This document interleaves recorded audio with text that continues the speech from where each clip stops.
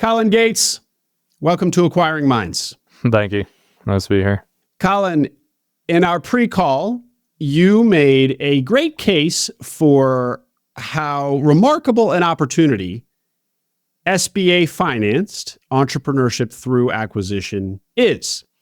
That an often young, often unproven person with some hustle can go buy an existing business and get 70 to 90% of the purchase price with a loan. So I'm going to have you jam on that observation a bit later.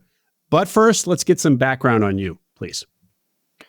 Yeah, so I guess we'll start from the real beginning. I'm from upstate New York originally. Grew up there, small town called Watkins Glen. My family were farmers. So as a function of that, my dad's an entrepreneur. So I grew up in that lifestyle. Saw him get the 3 a.m. calls about the broken stuff. Saw him managing the capital for payroll, all the expenses that come from that. Saw the challenges, that come from, we're a commodity business, so the cycles are extremely volatile. Mm-hmm.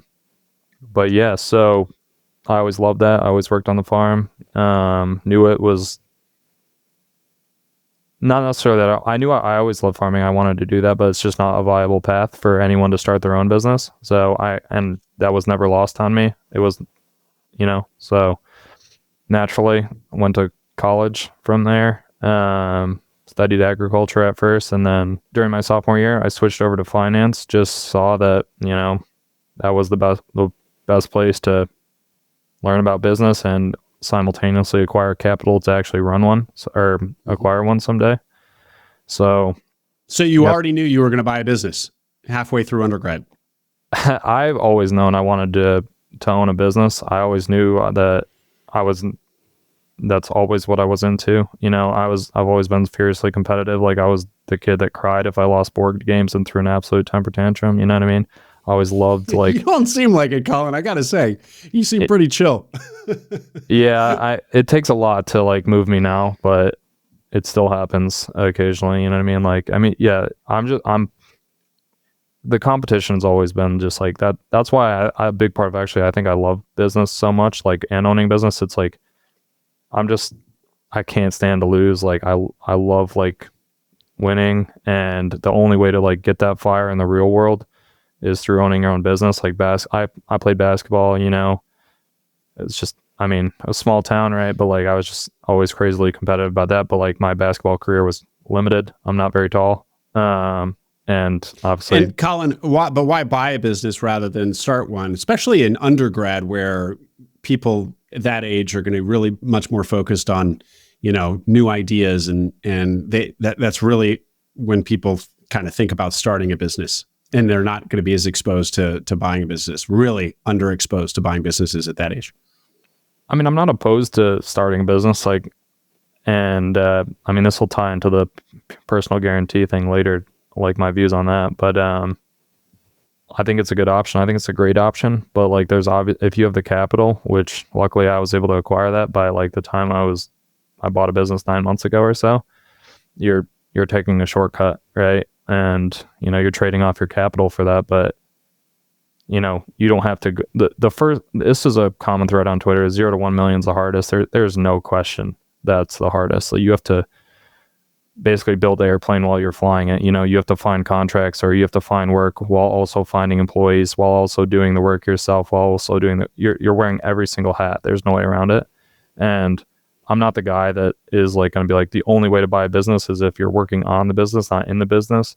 But you're just going to get where you want to go a lot faster if you can acquire through the SBA for 90% leverage, 70% leverage, whatever it is, someone's life's work where they've basically done all the legwork for you, and then you can build off of that. So yeah, that was a no-brainer for me. And also, my buddy did it 3 months before me, and he was kind of proof of concept. But that was much later. That wasn't, halfway through undergrad. Yeah, no. But I knew in undergrad, like, I didn't necessarily know I was going to be, like, on Twitter, discovering like search or ETA. I still didn't even know those terms. Like when I bought the Right. business, like I just called it guy who wants to buy a business. You know, I like business. I like to compete. I want to make money. This is what I'm going to do. Right. Like that, there was no like guidelines besides that. Well, as I often say when I meet people who found out about search, excuse me, they didn't really find out about search. They just kind of indigenous to their own vision decided that they wanted to buy a business before they knew what ETA or search was. I always find that those are really fun people because it's that much further off the beaten path for them than it is for people who maybe learned about it in business school or on Twitter or podcasts, YouTube, whatever. Carry on. So you leave undergrad with a degree in finance. Yeah. Then I go to work for a private equity company out of Boston doing agricultural investing. That was right up my wheelhouse.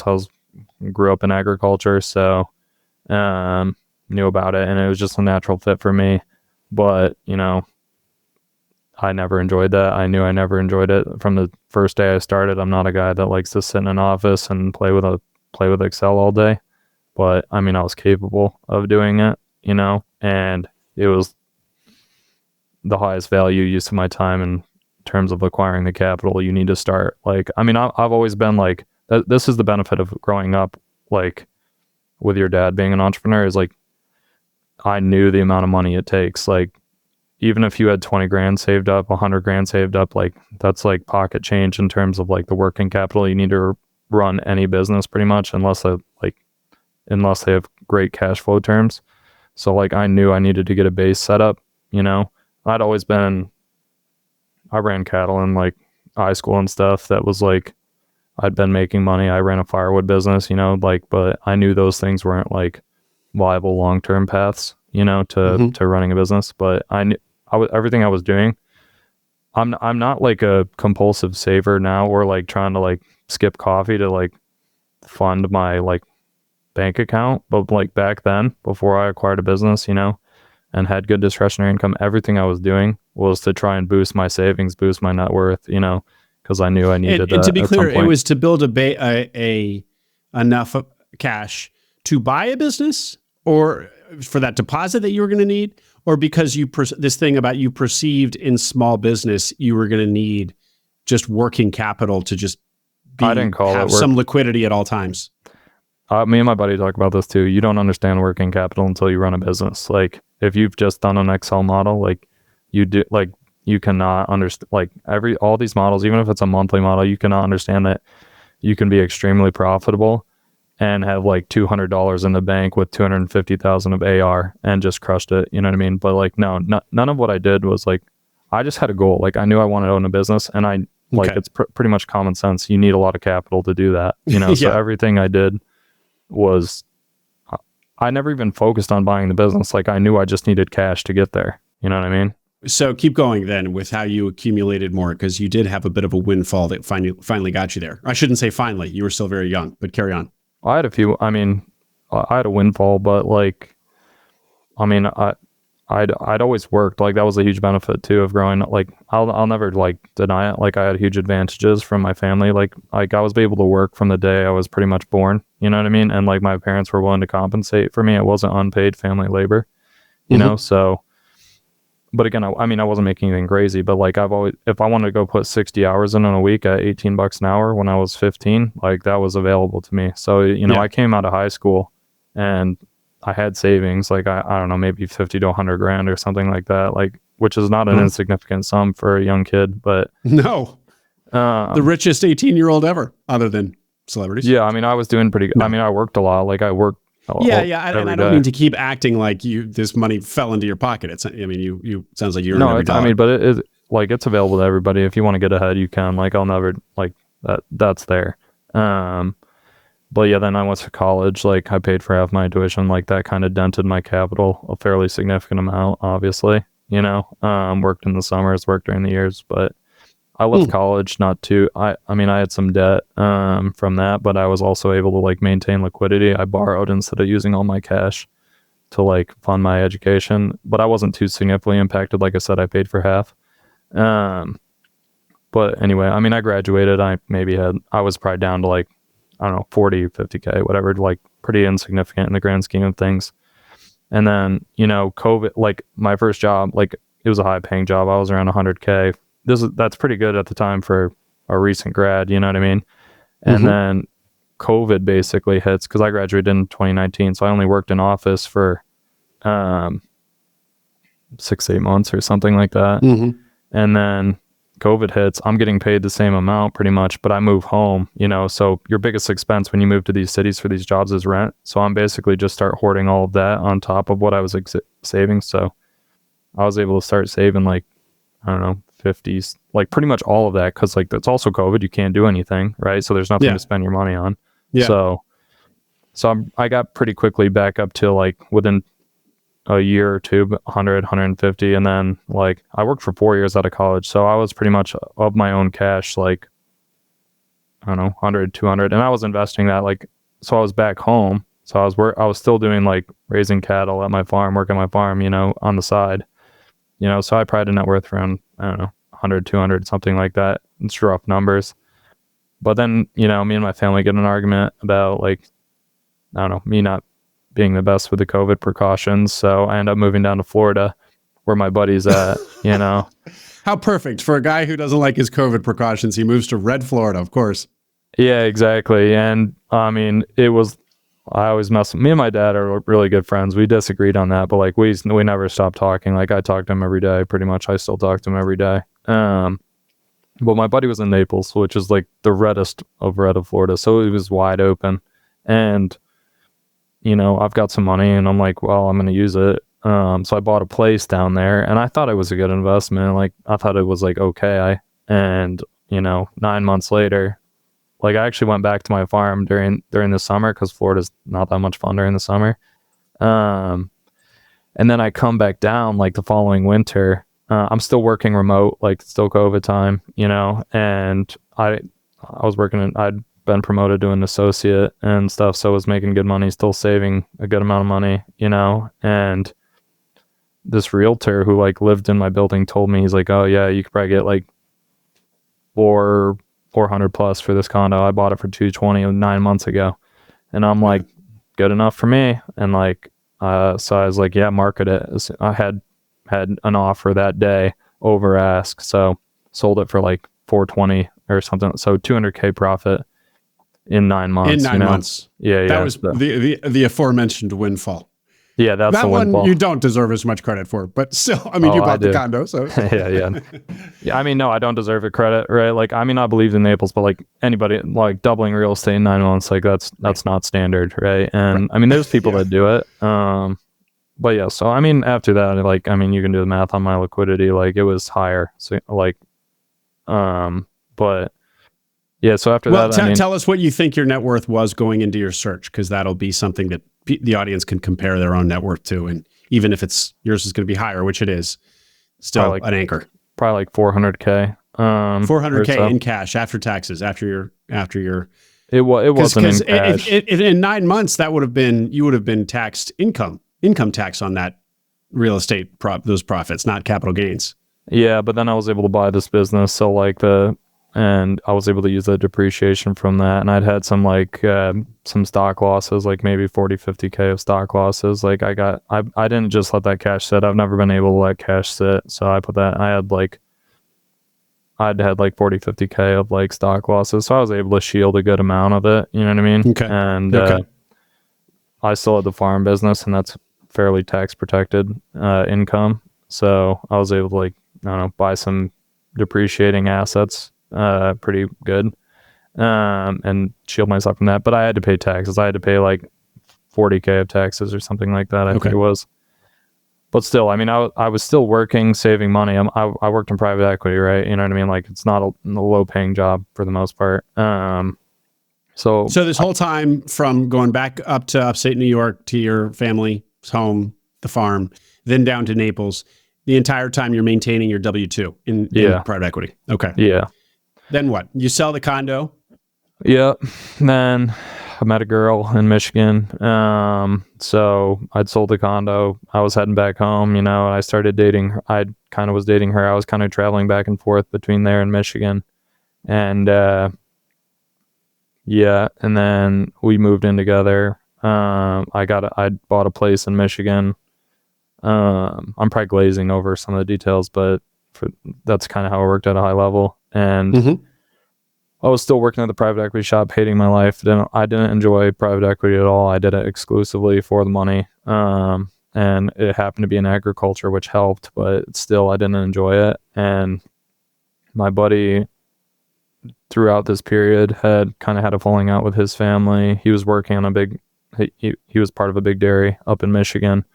Sold out, and it didn't sell out. He got kicked out, but he went down to Florida, like literally, like probably the fastest search and acquisition ever. Within like 3 months, he closed on a landscaping business with like 900K SD, I think it was at the time. I think he got in the weeds a little lower than that after the fact, but took a huge risk and it panned out because he was able to grow it a lot too, like 300%.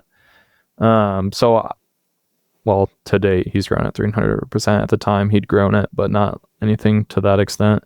And, but yeah, so basically, he'd just done the proof of concept on what I'd known I'd wanted to do for a while. Like, I wasn't as, like, now I sound super confident about doing this. I always knew I wanted to have a business, but I was not as, like, crazy about buying a small business, particularly. Like, you don't hear of many success stories like in the news about that, or any. Yeah. Like, you don't hear downside stories either, really, but you just don't hear about it much.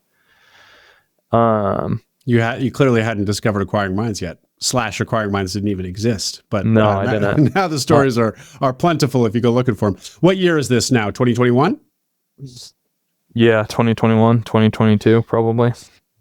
And probably so you still are not aware, to your point you just made, you're still not aware of quote unquote search.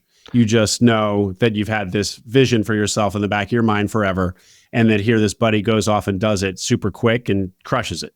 Probably when he had done that, because I actually sent him biz buy sell. Like, he was like, what? Because he knew he had to get out, like, basically, and he's like, what should I do? He was like looking at jobs, and like there was nothing. He was like gonna make even remotely the same compensation he was, and he was like, he's the same guy. He's not really cut out to be an employee, I guess. And intellectually, he's got the horsepower to not be as well. So, but he did it. Yeah. But I sent him biz buy sell, and I was kind of turned on to search because I've always been a Twitter user, like, for a long time. And Matthias, your sponsor, got introduced to my algorithm somehow. I don't know how, but the Twitter gods smiled on me. Matthias is active on social. That's how. Yeah, for sure. Very active on social. Yeah. And he was obviously posting, like, I don't know, he was basically posting like, yeah, 25-year-old guy buys business 5% down, pretty much. I'm like, what? That's crazy. And but basically I was plugged into that algorithm, and then it spiraled. Now I was into real estate Twitter. Like, the algorithm took it from there pretty much. And yeah, so then after that, my buddy bought the business, and I was like, well, I'm sitting here hating my life, in private equity, like, time to shit or get off the pot, for lack of a better term, And I was wondering if you'd go there on that phrase. Yeah, I literally talked to my dad, you know what I mean? I was like, I've said this for a while, I want to buy a business. Like, my buddy just did it. And I've got the capital. What does Dad say? I've got the capital to do it. And I'm like, I'm just like an idiot if I don't at this point, you know what I mean? Because I'm never going to do it, like, if I don't do it now. And he's like, yeah, you're right, you are an idiot if you don't do it. So I don't know, he was for the most part supportive. And so obviously then, having been a small business owner his whole career, he was also, despite the ups and downs of this life, he was supportive of you having this life as well. He thought it was a good life, a good career.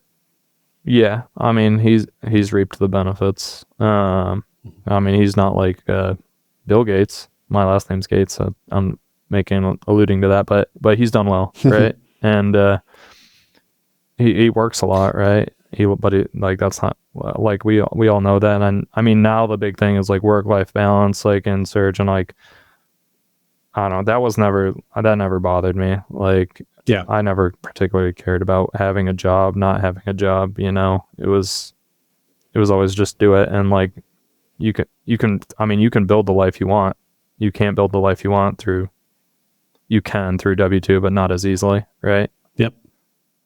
Colin, give me a little bit on your experience in private equity and how much you disliked it. First of all, was it giving you an education that you could apply to search? There are a lot of people who do search who come out of private equity because there's enough overlap there. It's like, I could do what we do in this private equity shop as an individual on my own. Was there any linkage like that in your own mind? I mean, I don't regret my time there. I learned a lot and I like the people, for the most part. But was there like an epiphany where I'm sitting on one side of the table and the entrepreneur is sitting on the other side of the table and he gets a massive windfall? No, I was doing farmland acquisitions. So there was, a lot of the farmers that are wealthy they're generational wealth pretty much. They very rarely do you see one generation go from like 0 to 50 million or something like that. You can't start a farm. Like the cash flow is not there unless your family's been in it for a while or you're backed by a PE fund, and that just doesn't. It's very rare that happens. But obviously, like there's fundamental skills you learn, right? Like accounting, finance, like you need those to some extent. Yeah. But I mean, most of my skill sets I think applicable, particularly to the business I bought, is like I grew up on a farm. I do to some extent have a blue-ish collar background. My passions are blue-ish collar, right? Like. Mm-hmm. I would never be buying an accounting business. I think I'd rather be a W-2 employee than do that. Like, I don't know. That's the most popular business to buy out there, Colin. Yeah, I guess. Maybe. I don't know. But like, I mean, I think it's recurring revenue, blah, blah, blah. Like, I don't know. HVAC, pretty much. You gotta like it. And this is business buyer fit. And so it's good that you knew what kind of business that you wanted, which perfect segue. Let's get into your search. You had said to me in the pre-call that you actually were drawn, and you kind of just said it, you were drawn to construction-y sorts of businesses because of your kind of, as you said, bluish collar background, I guess. So tell us what your search looked like. Yeah, my search was like nothing like some of these guys. There was no building a landing page, like built and scraping the internet for brokers like mine. I literally just got on Biz Buy Sell. I contacted maybe like 5 places. I sent one LOI. First LOI I closed on the business, like it worked out perfectly like that. But yeah, so I got in touch with this company off Biz Buy Sell, and it literally one thing led to the other. Like, I mean, I got in, like it was commercial construction. I knew I wanted commercial construction. I didn't want to be residential. I don't know why I knew that, but I did pretty much. And like, I don't know. So this checked that box. Like for some reason, I just knew I wanted commercial construction. I knew I wanted construction. Like that was fairly obvious. Like it tied to my background. It was like, it was real. Like it was blue collar. It was tangible.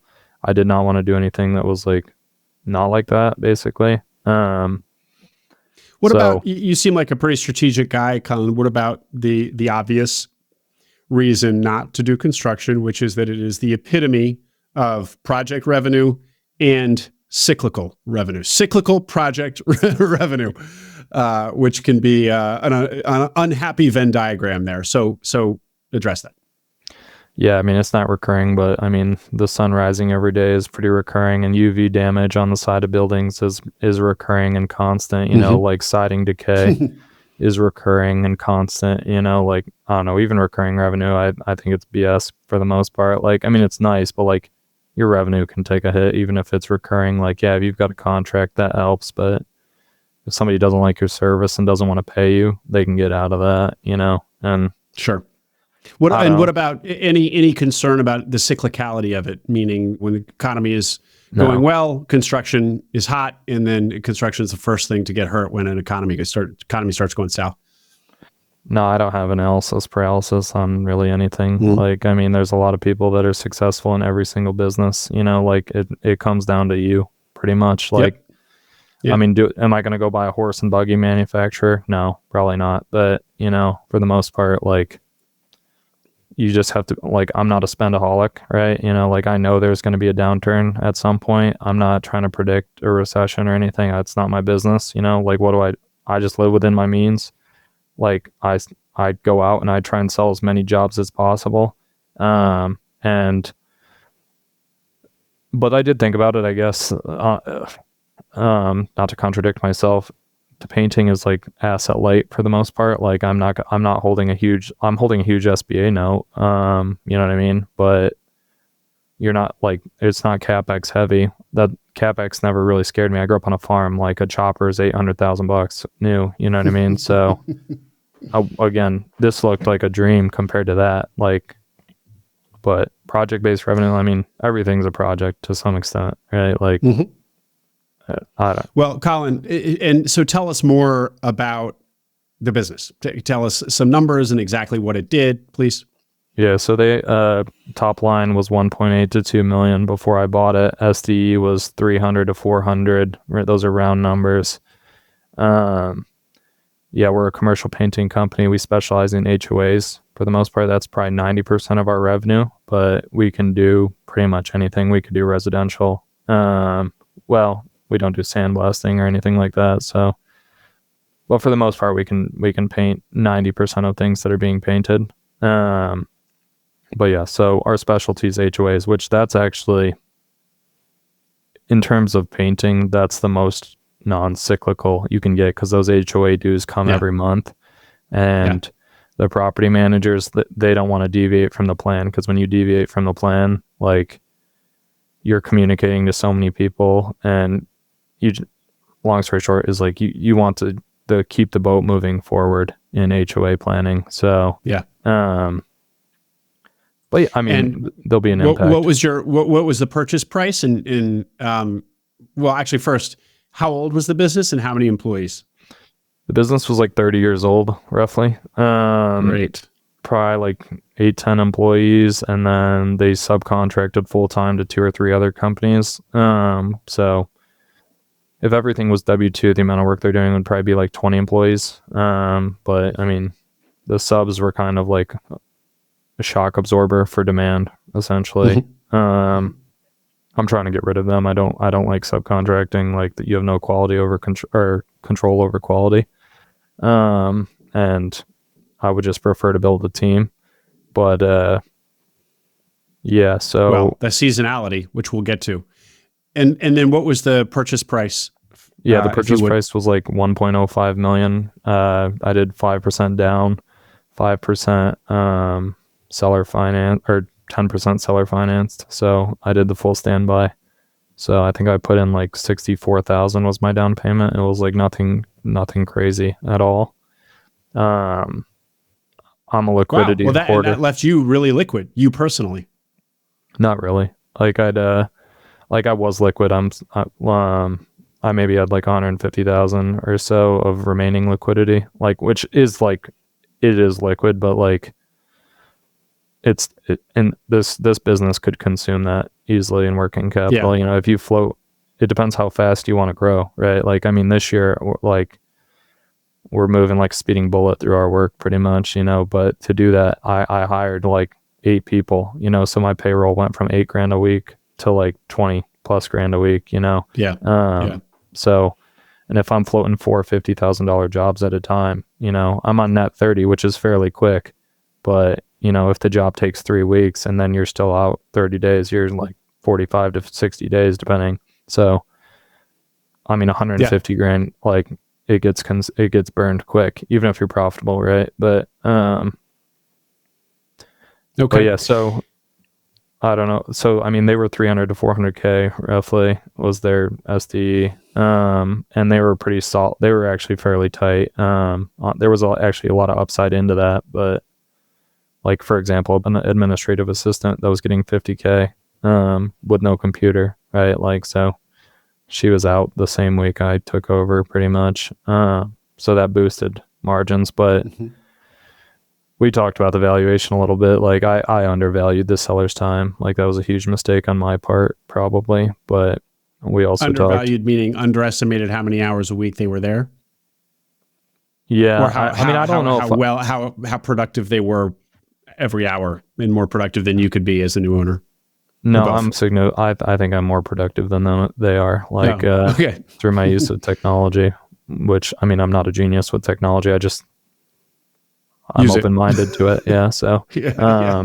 but they, but they were working a lot. I mean, a lot of it was duplicative behavior that could have been like reduced by technology, but they still were working a lot, and they still do work a lot. They actually still work for me, but obviously, like, that should have been deducted from the valuation. So, but on the flip side, right, like, I had no clue the quality of clients I have. Like, I already have revenue contracted for next year. Like, through, like, the condos it's a good place to be if you've got a good reputation and they have a good reputation. Like, I've constantly heard from the clients, like, that they're very ethical. Like, the people I bought from the business, that their quality is super consistent. So it's tough to put a price on that. You know, I may have overpaid purely from a financial standpoint, but I didn't buy a bee's nest, basically, you know, of issues. Well, and you paid, if you said your SDE was 300 to 400, call it 350, you paid about 3x, which is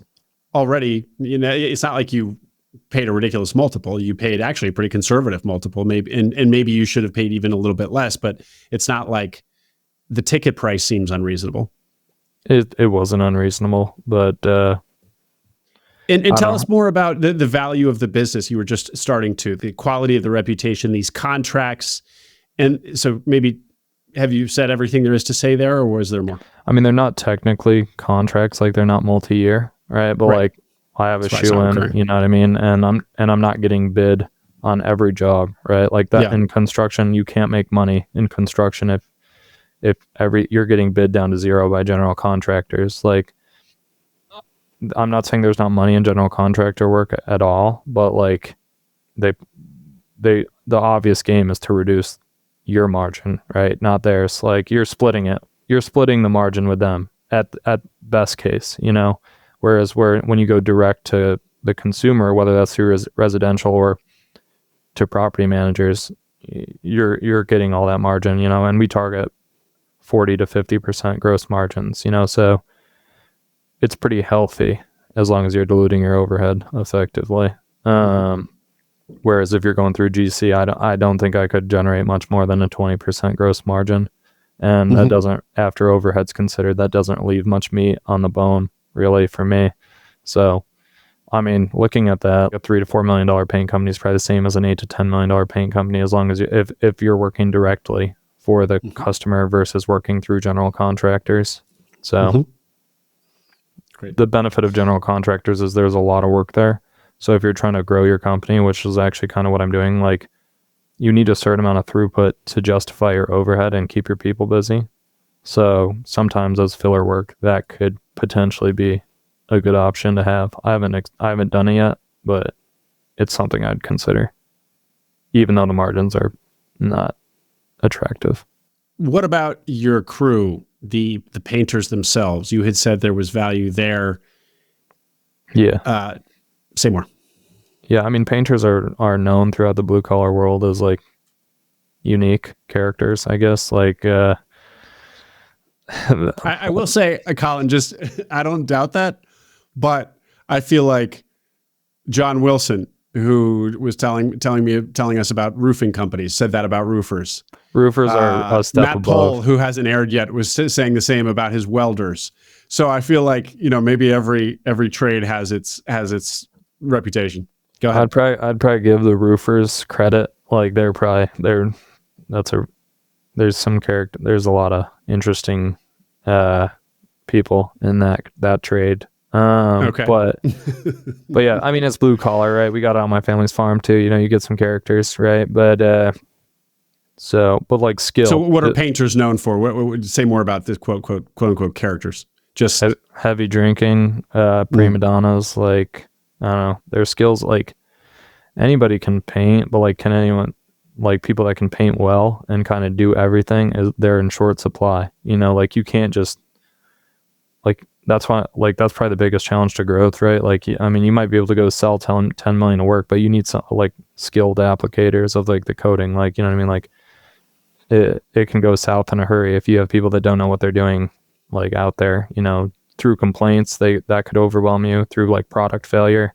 Like you need skilled painters, and like trying to find them, you're working around some serious personalities.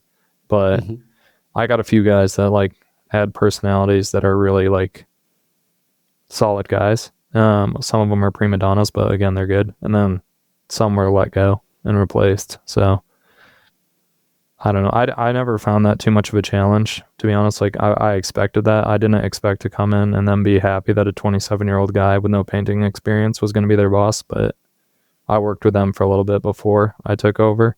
So I think that helped mitigate it. And again, I'm not afraid to go out and work for a bit, just because I read a thread on Twitter that you're supposed to work on the business, not in the business, you know?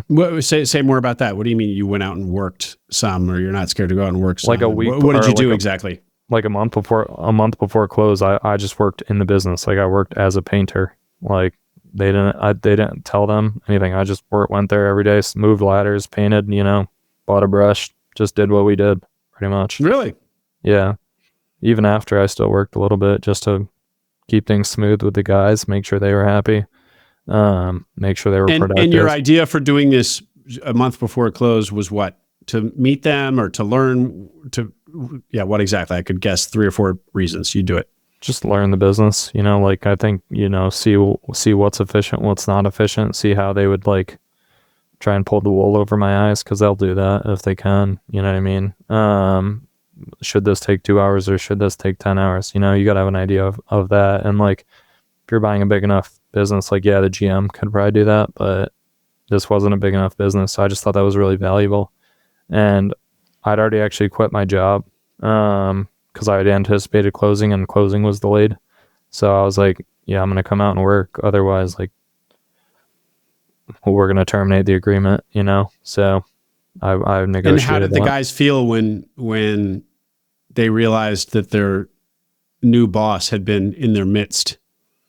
One guy had an issue, but other than that, everyone was like, okay, sounds good. They all tried asking for raises. A few of them got it, you know, they tried to shake me down, but that's what did happens. that one guy say? And I'm pushing on this because anybody else who's listening who might want to try something like this, I'm sure it would feel a bit like a minefield to do this. So how did you deal with it when one of the mines went off? Yeah, he was yelling a little bit, but like it wasn't like too bad. Like maybe swearing, saying I don't know enough. But I just kind of said, "Listen, like I'll learn." He was mad just because you don't have painting experience, that you're buying the business. I meant specifically the fact that you've been working with them and they didn't know, and then he was mad. He was mad about that too. But like, I mean, he's just emotional. He still works here. He's one of my best guys. He's just, like I said, their characters, like they're emotional, like, but they heal, you know? And right, like nothing changed for him. Once I think he knew that, like he was good, you know? We went to direct deposit, which was like, I don't know, there's a bunch of small things that like actually made his life better. You know what I mean? Like I'm better. Like, again, he knew how to, he's not young, but he's like 40. So he knows how to use like technology. Like, he was sick of all the paper stuff too. So like there was a lot of benefits. Like this year I just got them health insurance. Like he never had that before. So I think he started seeing the benefits pretty quickly. Plus the old owner stayed on. So his life just got better, if anything. No. Well, I want to double click on that here in a minute. All the kind of quote little things that you've done, small things that you've done, and how they've added up. But just one more thing on the multiple and what you paid, not because, you so overpaid, but you said in the pre-call that, yeah, you maybe overpaid a little bit, but you're totally fine with it. Yeah. Like not a big deal. Don't sweat getting a perfect purchase price. Say more about that. I mean, I was actually listening to your guy that you interviewed, Johannes something. He owned a project-based turf company, and he was like, the Johannes cash flows in Texas with the turf business. Yep. Yeah, he was like, the cash flows are a huge part of this business, right? So if you delay your search like a year, like, I mean, you're effectively paying a higher multiple. You know what I mean? So yep, it's a great point. I mean, again, like I overpaid, right? Like in absolute sense of like overvaluing or undervaluing their contribution to the business of like their time. But again, like I started 2024 with some signed contracts, you know, which is huge in the painting business, right? Like, and then I was able to let go of the administrative assistant that didn't have a computer. Like, obviously that wasn't going to work in a technology-based system that we were going to. And it's nothing even crazy. Like, you know, like it's literally just, I'm paperless essentially. But you know, that was 50K. I don't know, just adding painters. Like I started subbing out a lot less. Like that added like 15% to a lot of these, like gross margin to a lot of these contracts. Cause like that's basically what you're giving when you sub out at least, you know? So there was a lot of upside, you know, and like the old owners were turning people away. So like there was a backlog of like requests, you know, that like of work. So, I mean, for a result of that, like we're at 2.5 million of contracted work for this year and it's May, you know, I think we'll probably pretty easily close over 3 million, and their previous best year was like 2, you know, so we'll see probably a 50% growth. And it's all high quality revenue that we're adding. Like none of this is general contractor work, you know. So it's meaning it's high quality because it's direct sales. You have a direct relationship, high margin. Yeah, like you were talking about earlier. Like we're not getting like I've won a few bids, but like I won the bids at my number. Like I didn't come down on like I'm actually, now that I'm kind of where I wanted to be revenue wise, thinking about backing off the margin. You know what I mean? So because like the way I look at it is like I've already paid my overhead for the year. Like, you know what I mean? So I mean, not that. And the way construction overhead works is like, or really not construction overhead works a lot of time. It's like a step cost. It's not like a lineal peg to like your revenue, right? So I think I can do 3.5 million with my current overhead, you know what I mean? And so effectively all of the gross margin from here flows to the bottom line. So it's like, do I get greedy and try and maintain my margins, or do I like do whatever I can to get revenue through the door to hit that threshold, because like it would actually optimize the bottom line, you know? Yeah. So, well, I guess the question there is there some unforeseen negative consequence to loosening your own standards for your gross margin? Is that some sort of slippery slope thing where you can't come back from it, or can you just do it for a few months on particular jobs? Yeah, like these customers don't talk, like, right, you know, and I mean, I would hold the margins, like I would hold my pricing's very consistent, like across the existing clients, like because certain clients send us multiple properties, right? So the pricing's consistent across those. But like if I get like, I don't know, a bid for next year block building in West Bloomfield that I know knows none of my clients, like there's no downside impact of me running that at a 30% gross margin and getting it versus a 40% gross margin and not getting it. The only downside is not getting it, you know? I mean, we can underbid, sure. But like, I mean, like I said, I still have the old owner on here and he's spot on bidding usually. Like he's just done it so long, you know? There's been things where maybe one job we lost money on, but it was like, it wasn't even it was like maybe $10 that we lost. Like I'm exaggerating, but it was insignificant, right? Mm-hmm. And I mean, the other benefit of running, like even if you broke even, you don't want to do that, right? But like, it's a people business, right? The more throughput you have, like the more people you can hire. And then like if there is a downturn, you can let go of the weak ones and keep the good ones, right? Like you just want to, I kind of want to constantly be turning over people and filtering out the bad and keeping the good. Cause like that's where you make your money, is being the best, right? Yeah. Yeah. Fascinating. And just curious, what revenue level do you think you can support at current overhead without having to then make your next step up in overhead costs? I think I could do 3.5 comfortably. Basically that's me working 40 to 50 hours a week or so.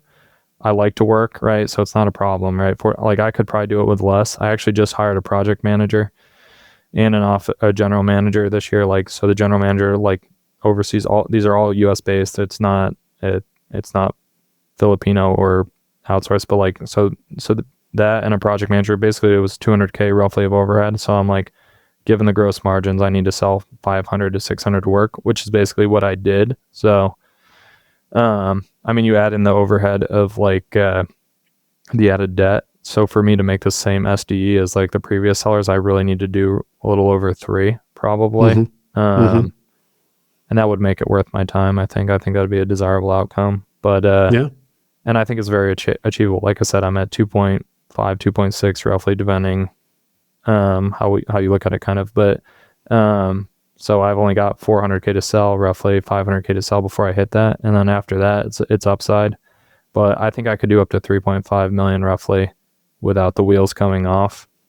3.5 to 4, like I could do it probably, but it would be more stressful, which is not a problem. But yeah. Great. Well, Colin, before we get too far away from the deal, was there anything that you want, anything more to say about was there anything more to say about your transition period or the deal itself? And also answer this: how old were you?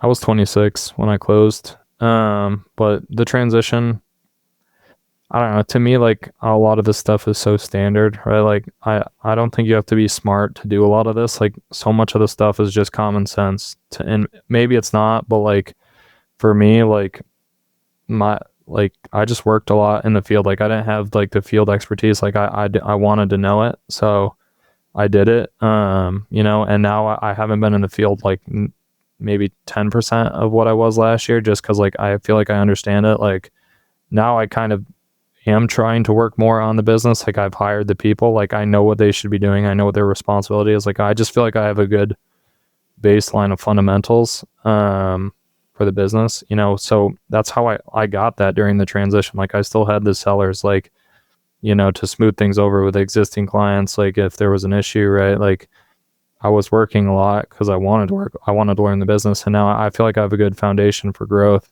And now, so that's kind of like, I don't know, it wasn't planned. Like there was no design of when phase 2 growth would necessarily start. But like, I feel like I'm in that now, Mm-hmm. Mm-hmm.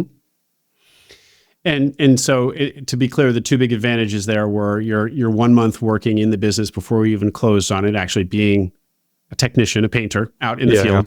Yeah. And then second, your seller sticking around and being this person who can interface with the existing customers, clients, and also with the existing employees. So a bit of a kind of a soft transition there. Yeah. I mean, they couldn't unplug. They were addicted to it. They were a sucker for pain, I guess. But, I think that was huge. Like, could I have done it without them? Maybe. It would have been a lot more challenging. Like, I think everybody who's bought a business is keenly aware of how many ways after the fact that they could have gotten screwed, basically. You know what I mean? Yeah. Luckily, for the most part, none of that happened. It was pretty much better than what I expected on all fronts, essentially. But, that's not going to happen every time, But I think I did what I could to make sure it happened, right? So... And don't want to beat this to death, but what do you think that you did? Anything I didn't name? Was there anything else that you feel like you did, how you de-risked? I had capital, right? Like that's how I put zero, like I put as minimal down. So I had liquidity. Like, you're going to be in a liquidity crunch at some point, unless you're like perfect in a perfect business, right? So I had that, and again, like being in a liquidity crunch, like, doesn't mean you're doing anything wrong, right? You might be doing everything right. Actually, you're pushing growth so hard, right? Like, but I did that, that's why I put 5% down. I wanted to preserve that. And I also wanted to preserve my like lifestyle. Like I have boats and dirt bikes and condo. Like I didn't want like any of that to suffer too, so, I wasn't really using much of that during the transition ever, but yeah, and then I just worked my ass off as much as I could, like I got to know the business. I got to know the guys. Like, I don't think any of them, like, I think they knew pretty quickly, like, if they wanted to like mess with me, like, I can do your job. Right. And then I hired people. So like the previous owners were not good at hiring. Like they were the classic, like, oh, there's nobody good out there. I hired people pretty much as soon as I could. It was like, basically I just wanted to send the message to the guys, like, you're here because like I want you here. You're here because you're good at your job. You're good. Like we're building a team here for the most part. Like if you don't want to be a part of that, if you don't want to contribute it to the positive work environment, you're gone. Like there's no questions. Like, even like I do that. Like I said, I'm constantly trying to hire. Like I'm constantly trying to screen the bad, keep the good. Because I don't know. What, Colin, this thing about the owners, previous owners were the quote classic, they say there's nobody good out there. Meanwhile, you're bringing people through the door all the time. What is that difference all about? What do you see that they don't? Or is it just your attitude? What you just said, that you're basically trying to, you're just kind of want to be a magnet for people so that you can always be finding the best and weeding out the worst, or what? Say more. Well, they already paid the most, right, to keep their guys. So like it was already a proof of concept that like they could support good margins while also paying people. So like I saw that, and like that was a huge like advantage. But the biggest change was like I literally just posted the job on Indeed instead of like putting like a magnet on the vans with small lettering with our number saying help wanted. Like that is like the biggest change I made, you know. And it's really not rocket science. Now I'm really good at hiring because like I have my like general manager who comes from like a $60 million company, you know, that grew from 3 million to 6 million to 60 million in foundation repair, and she's like a rock star, like at like just organizing interviews, getting guys in, you know. So that's huge. One other thing, Colin, about the transition, and then I want to hear about how these changes that you've made that have bettered everybody's lives. You've described your own background as bluish collar farming, but then you go to university, fancy university, work in private equity, and then now back into a blue collar business. Did it feel there was no adjustment for you because you kind of already knew No. come from that world, or It was a positive because you were a adjustment. private equity guy from Cornell? So how did you fit with the guys?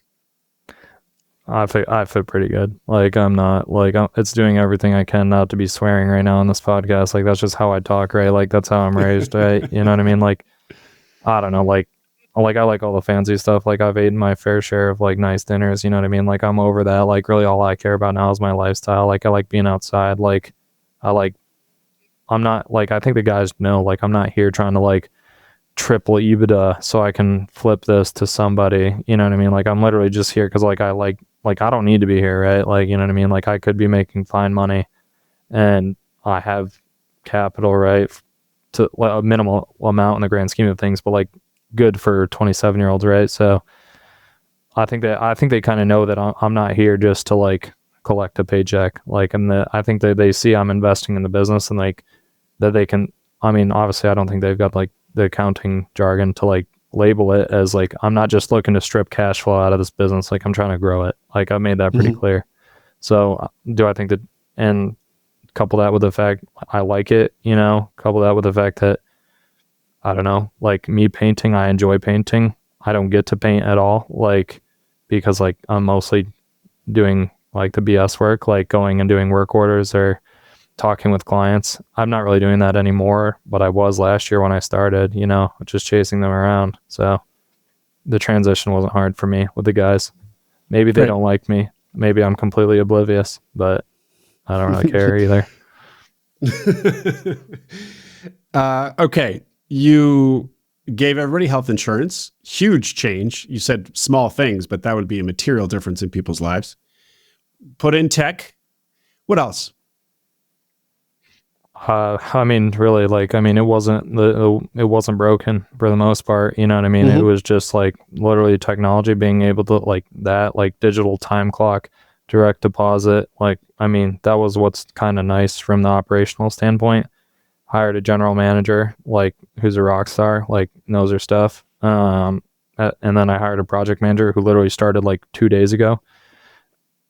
And I think, I don't know if I'm good at hiring, but like, it seems like it's worked out, you know, like my goal with the project manager, I literally said, yeah, like, I mean, go out in the field, work every day for 3 weeks, and then we'll reassess in 3 weeks. And basically I was like, okay, if he complains a lot, like he's no good. And if he doesn't, he's good. So he didn't complain at all. So we kept him on. I think that's like the biggest change is like, that's going to help fuel growth here, you know, and having a project manager where before there was none.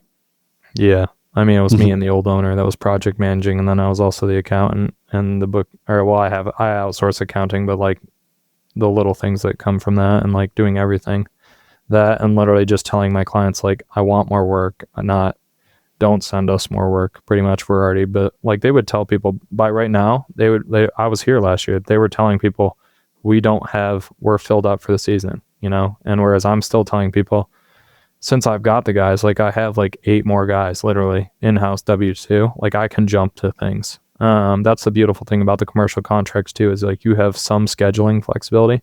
So like a resident, they send you the residential, like they send you the deposit, like you better paint their house like within a week to 3 weeks if you promise that. Whereas the commercial stuff, like you give them a month, a 2-month range, and they're generally good to go.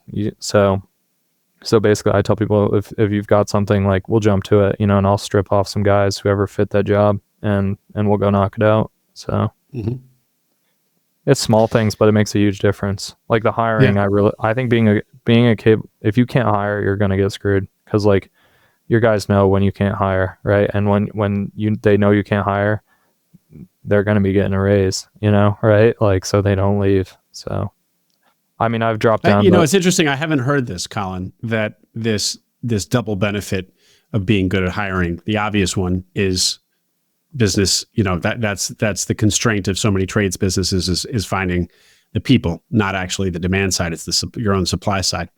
This thing that it has this benefit, this internal signal to people that they need to. They can't act like a prima donna, because you're out there in the market always looking at the next applicant.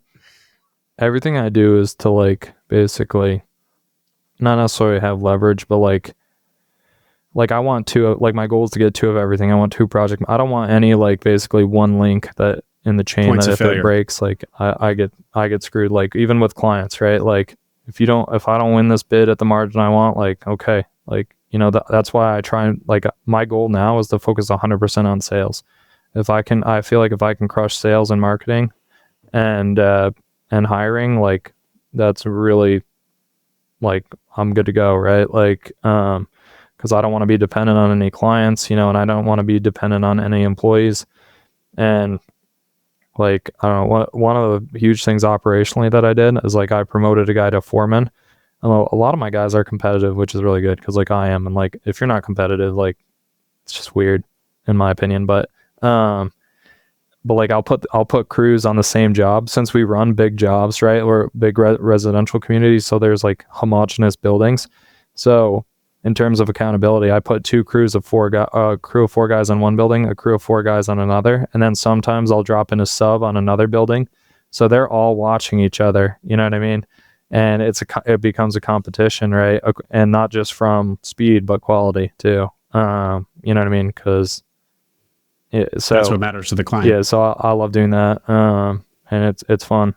So, Colin, one last thing to ask about something that I belabor here, but it's always interesting: buying big versus small. Your business was, you had said on the pre-call, a little smaller maybe than ideal or than you wanted, 300,000 to 400,000 in SDE. And you worked in it. So I feel like there's something in all of that. How do you feel now reflecting back about the size of business that you bought? I think it was perfect for me. Like I didn't have experience managing people. You know what I mean? Like I didn't have like a bunch of experience working on the business, not in the business. And I think for me to be successful at that in the long term, I needed to learn the fundamentals, basically, like how to do a layup, like in the business, pretty much, So. And wait, so Colin, are you referring to your month of working in the field, or are you just referring to buying a small enough business where you really had to be in there working in it? What do you? I think both. I think I worked in the field for a month, and even after, I was in the field a lot, like maybe 20 to 40% of the time. And I just think I needed that to just know where I needed to go and understand my business. And I don't think I was the guy that could just come in and work on the business and see it grow successfully from there. Like you've had a lot of speakers on that were able to do that, and I understand that, like it makes sense. And like I said, I'm not trying to contradict them. Like that is, if your goal is to generate as much wealth as possible, like that's the way to do it, right? But you need to like know yourself too. And like, if you have the skills to like immediately jump in and do that. And I don't think I did at the time. Like, I think I'm much more well positioned for that now that I've done it. And yeah, And we'll see so where it the goes. point being that kind of buying a somewhat smaller business was a forcing function that kind of sucked you into the business, but you're better for it. Bootcamp. It was boot camp. Yeah. It was, I feel so much more confident in my like abilities now that I've done it. You know what I mean? That part of it. And like I said, I'm hiring I have a general manager. I have a project manager. I've been to the job like twice this week, you know, like not much, but to get to that point, to like hold the people accountable to let them succeed. I just had to see how the process worked up close and personal for a little bit. Great. Colin, have you said directly how you grew revenue from 1.8 or 2-ish million where it started to 2.5? You've said that you're doing it, but yeah. Talk to us about how you think 3 is within reach by the end of the year. So I said I want to be good at sales and marketing. Like, I don't consider myself good at sales and marketing right now. I think a lot of that growth literally came from me telling the clients like it's a honey hole. Like, the property managers, they like, a lot of these people have 80 communities and we're doing 3. You know, like, they've got work. There's more work out there. I've lost a lot more bids. Like, I've spent a lot of money sending the old owner out to estimate jobs that they never would have estimated. They're like, we're probably not going to win this. And I'm like, yeah, I know. Like, I don't care. Like, you got to bid. Like, our close rate's probably 80% on existing clients. On new bids, we're probably 20% roughly or so, which is not great. So wait, so if your existing clients represent this so much opportunity that's right there in front of you, and you already have a foot in the door, why are you doing bidding for new work? Just to continue to grow? If there's a new property points manager, of contact with the market. Yeah, I mean, you never know. Like, I've got one guy that sends us like 500,000 of work. It's kind of uncomfortable actually. But you just never know when you're going to find that the next one of those guys. Like, you need. So I mean, just fill the funnel. Keep filling the funnel. I view it as a marketing expense. Some of this estimating stuff, it's not technically, but I mean, it'll come at some point. Like, I just sent out a bunch of direct mail. I mean, the way I look at it is like, okay, I want to be a $10 million company, let's say, so I need to add on like $7.5 million of revenue. To get there, probably in the first year, I need to spend $700K. I mean, financially, I can't really do that for the most part, but like, that's what I think it would. I think it would take 10% roughly of revenue to. I think you can add as much revenue as you want, as long as you're willing to spend roughly 10% of the top line. You know what I mean? To get there. So that's where what I'm are you, by the on. way? Where in Michigan? What market? Detroit Metro. Detroit Metro. Okay. And you had also said to me in the pre-call, and I think you've already touched on it, that there could be a big strategic push into residential. Yeah. Why? I mean, it diversifies my revenues. One, like, I would do property manager work all day long. If I could push a button, go to 10 million in property manager and revenue, like, I would do that. It's just easy. It's bigger contracts, less communication with individual homeowners. But I want to I don't want to be entirely like dependent on one segment of work. You know what I mean? Like, I'll do it. Like I said, the skills translate right from commercial work to residential to even a lot of industrial stuff. Like, I mean, it's good. Repetition's the mother of all skill, right? Like, especially with painters, like, if they do one job, they do it over and over again. They're so efficient. That's actually one of the reasons why our margins are pretty good on these commercial properties, because we've been doing these communities for 5, 7, 10 years. Some of them, like one community we've been doing 20 years, literally. So for somebody to come bid against us, like, they have to be able to do that as efficiently, like, and there's no question, like, there's certain operational efficiencies that naturally come from doing the same job for 20 years. You know what I mean? So there's that, but residential, it's a different segment. And like I was saying, like, you need a certain amount of throughput to grow your business, like, and add overhead, which, I mean, generally it's not people's goal to add overhead. Like, it's actually kind of my goal, assuming I'm growing, right? Because, like, the bigger I get, I feel like I'd rather have the problems of a big company than a small company. You know what I mean? So that's part of it. And the industrial facility stuff, like, I would love to grow there. That's all door-to-door sales for the most part. And like, I don't worry about being able to do that. Like if we get one of those contracts, we can do it easily. There's no problem. So whereas residential, like it's a numbers game with marketing. You send out 10,000 mailers, you get 10, 15 leads. Hopefully you convert, you know what I mean? So I thought that was an interesting observation. So the marketing funnel in residential is more predictable than the marketing / sales funnel on the commercial side or on the industrial side. it's a standardized playbook. Like maybe I'm wrong on that, but like as far as I know, that there's a lot of people that have been successful in residential sales. I think industrial facility sales, like I think that's an opportunity for sure. But yeah, I just don't know if I can put my foot on the gas there easily and get where I need to go. Mm-hmm. But there's a playbook in residential, dumping some money into Google and bada bing, bada boom sort of thing, right? That easy. Yeah.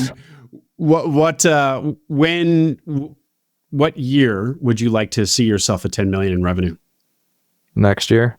But okay. But yeah, pro forma. What does a pro forma say? I think given the capital requirements, like I think 2 to 3 years, I'd love to be at 10 million. 3 years is probably realistic and aggressive. If I can do 4 million this year, which I think is possible, that's my stretch goal. Like that would be, I'd have a better indication of when it's possible.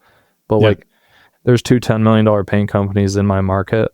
And like, I've talked to one, like I actually missed our pre-call, right? The first time, cause I was talking to the one guy and he basically laid it all out. And like, and the other guy literally is right down the street. Both of them go on podcasts and literally tell you exactly what they do. Like there's no secret. Like it's the same thing as like the old San Antonio Spurs. Like you knew like how like they beat you, right? Like you just got to stop them from doing what they do to you. You know what I mean? So, or doing what they do, but like, or you just have to do it, right?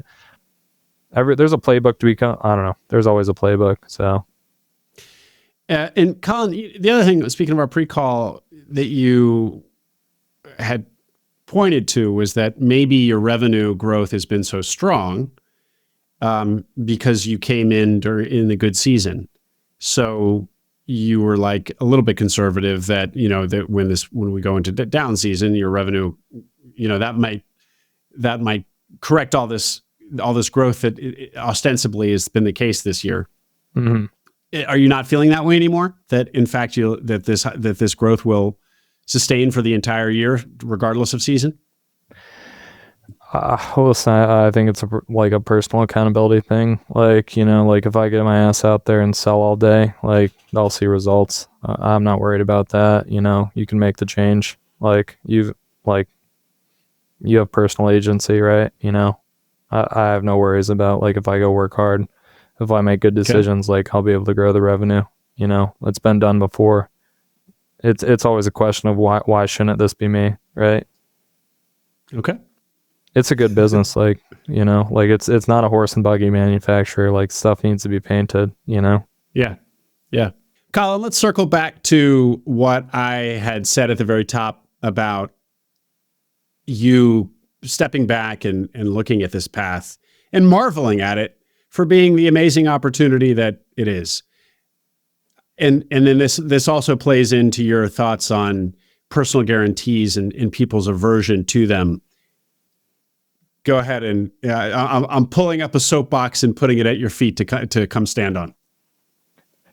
I mean, I don't think it's like marvelous necessarily. Like I think it's like to pull off my old finance career, like it's appropriate compensation for like the risk adjusted path you take, right? Like it is stressful. Like you're putting a ton of capital in, you know, you're taking on huge leverage. Like the returns are like appropriate if you do what you should do, right? And things work out. But the personal guarantee thing, like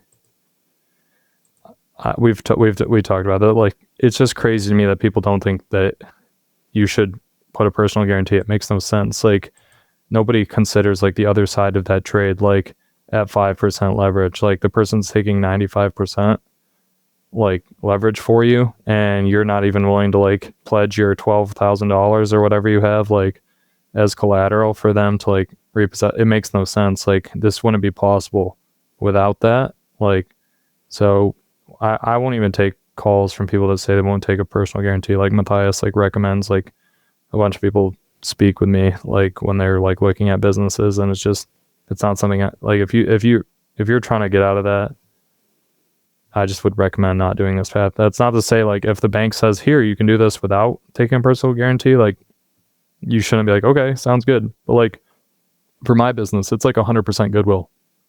If I go bankrupt, there's like nothing to recover. Why would I ever get a loan? Like how, like the whole like system would fall down on itself if that was possible, right? You know, so again, I don't think it's too controversial. To some people it's controversial. Like I've had multiple people call me in the beginning and be like, so how did you get like your head around that? And I'm like, there's no way to make this money without taking some huge risk. Like that's just the way life works, you know. Like work at a tech company if you want to make a lot of money and take no risk, you know. It's still a lot of work to get there. Like people act like those people just make that money for no reason. Like it makes no sense to me. You also, coming from agriculture, there's personal guarantees for getting loans in that space is just like so commonplace, nobody bats an eye, correct? Yeah, my dad literally just bought a big farm, like got a loan for it. They at the last minute they said, yeah, we need you to pledge more equity. He's like, okay, like it's just standard. Like to me, everybody just knows that. Like nobody, like I've never heard of anybody before entering the search world saying, I want a huge loan, I want to risk nothing, the bank, you should risk it all. Like that makes no sense to me.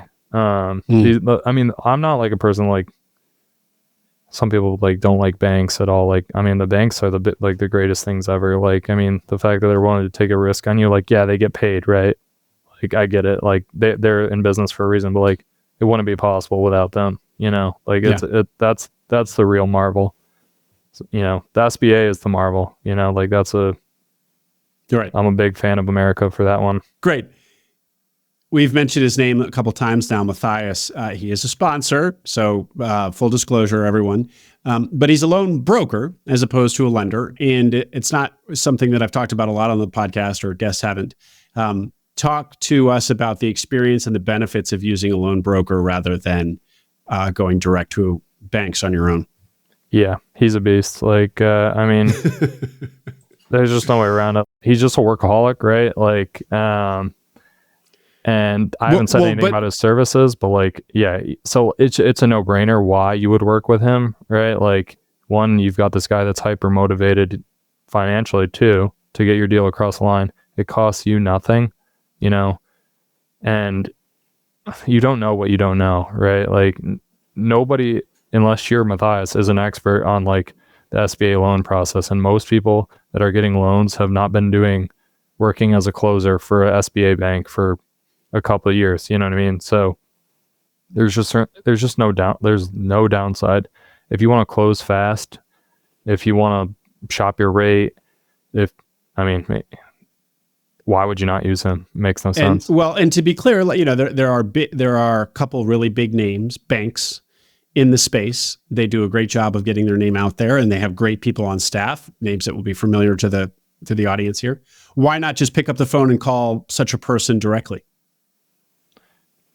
Yeah, I mean, you could go that route, but like they're not gonna like your application isn't gonna be like top of their mind without Matthias hounding them. I mean, maybe you could, but like I don't know. Good luck with that. Explain a little bit more there. What does a loan broker do other than bring you in bids, or a good loan broker, other than bring you in bids from various banks? He keeps you honest, like, I mean, on getting stuff into them too. Like, it's a two-way street, right? Like, they need documents. Like, I mean, you should assume that you'll probably be the most motivated one to get your deal across the line, but like, he keeps you organized too, which like, that's a huge benefit. He helps coach you on ways to like answer certain questions from the bank. You know what I mean? He knows like the rules, like, when you might not have to pledge the equity in your home. Like, for example, if you're in Texas, like there's a lot of minute rules that you probably don't think about that he knows, so why pledge 30% equity if you don't have to? Like, I mean, it's just everything. And he keeps them on their toes. Like, these bankers are people too, right? Like, if they drag their feet on something, he'll call them out and like they'll respond like accordingly. So the whole it's just lubricant for the deal, pretty much. Lubricant for the deal. All right. You hear that, Matthias? Yeah,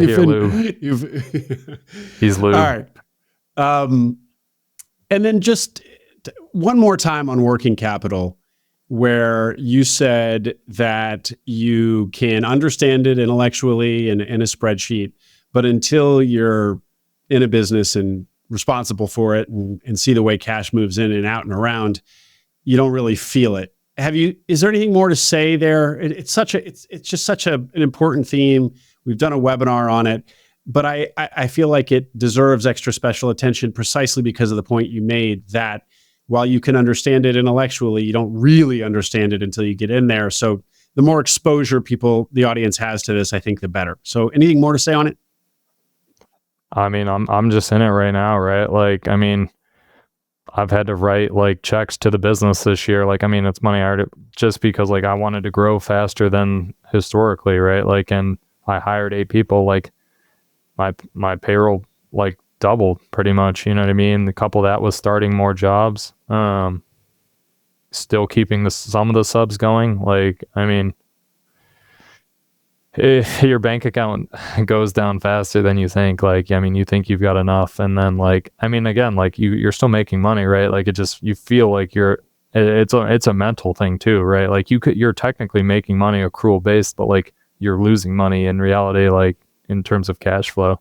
And yeah, you have to get your mind around that. And like, it's depressing to watch your bank account go down while you're working your ass off, getting yelled at by clients over certain little things. You know what I mean? And you've got to be ahead of it, right? Because I don't know, like you can't just expect to transfer from your LOC and like it go perfectly. You got to be ahead of that, and you got to be like, oh, like I forgot, like the insurance bill is due on the first of the month or something like that, boom, your bank account's like $4 or $5 grand lower, whatever. Like surprisingly, oh, like we got overspray on this person's car. We need to buy them a new car or whatever. Like, I mean, it's an insurance problem, but you get my point. Like, things happen, you need to be ready for it. And when you're looking at a model, like everything on a business that's profiting 300K SDE, like you're not looking at the like cash flow J curve at the start of the season, particularly with mine, which is seasonal.